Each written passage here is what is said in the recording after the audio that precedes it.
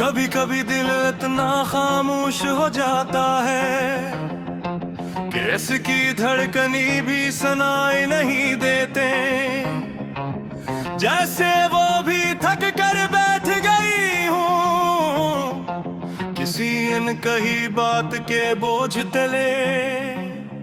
मैं खुद से बातें करता हूँ एक सर, तुम्हारा नाम लेकर, तुम्हें याद करके, जैसे तुम अब भी सुन रही हो मुझे, जैसे फासले सर्फ एक वहम। वो दिन याद है जब तुम मुस्कुराया करती थी और मैं दुनिया की हर खुशी भूल जाता था। तुम्हारी एक नजर में सुकून था, तुम्हारी एक बात में जिंदगी। हमने कितने वादे किए थे, छोटे छोटे ख्वाब सजाए थे एक साथ जीने के।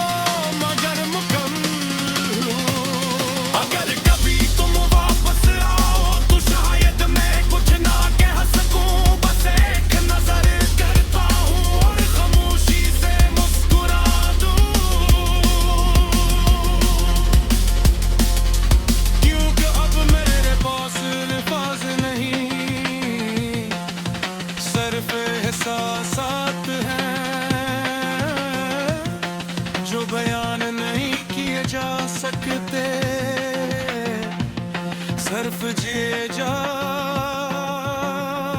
सकते हैं।